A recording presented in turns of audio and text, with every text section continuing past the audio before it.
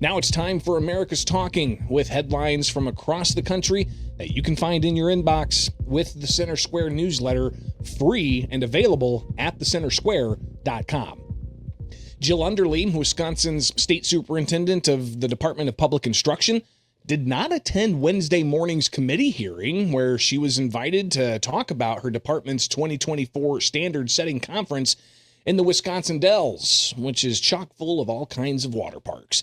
But representatives from her department were present, and they were adamant that the work of the 88-member committee that was met at the Wisconsin Dells not being subject to open meetings or open records disclosures because they say it was set up by the vendor Data Recognition Corp. Now, the committee chair in the Legislative Legal Affairs Department read from the state law that included a stipulation that a private company contracted to do public work had to follow the same record-keeping and notice process as a public entity. Now, the Department of Public Instruction has come under fire for not complying with public records requests from a variety of media outlets looking to get information about that conference in the Wisconsin Dells. They say attendees signed non-disclosure agreements through Data Recognition Corporation, which currently has a 10-year, $80 million contract with the state to conduct an educational exam. During a discussion Wednesday about projected federal budget cuts, lawmakers in California's capital said that they would push back on Governor Gavin Newsom's efforts to reduce funding to programs that millions of Californians rely on, such as food assistance and Medi-Cal. Budget reductions instituted by the federal government's 2025 budget resolution, the One Big Beautiful Bill Act, they're projected to cost just CalFresh and Medi-Cal an estimated $32.3 billion each year. $30 billion for Medi-Cal and $2.3 for CalFresh, according to the California Health and Human Services Agency and California Association of Food Banks.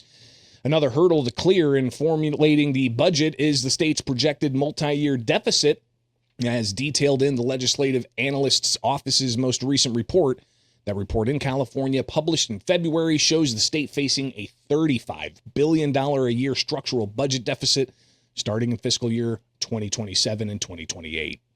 The Colorado Senate began a debate on the long bill, and that details the state's $46.8 billion budget for the next fiscal year before the whole chamber Wednesday afternoon. The long bill, House Bill 261410 in Colorado, was passed by the House over the weekend. Lawmakers are grappling with cuts to programs funded by the general fund as the state faces a $1.5 billion shortfall. The Senate Majority Democratic Caucus met Tuesday, while the Minority Republican Caucus met Wednesday morning to discuss their strategy and amendments. And in Idaho, Governor Brad Little has signed into law a measure prohibiting public schools from using taxpayer-funded resources to support teachers' unions. That's a move supporters say restores government neutrality, while critics argue it limits educators' ability to organize. The legislation, House Bill 516, bars school districts from facilitating payroll deductions for union dues, and it also restricts the use of public resources to assist union activities. The law set to take effect July 1st. Supporters of the measure, including the Freedom Foundation, which prompted that report, argue that payroll deductions amounts to indirect taxpayer support because public employees and systems are used to process payments. The Idaho Education Association argues that unions are funded entirely by member contributions. And that's just some of what America's talking about. You can get the newsletter in your inbox at thecentersquare.com.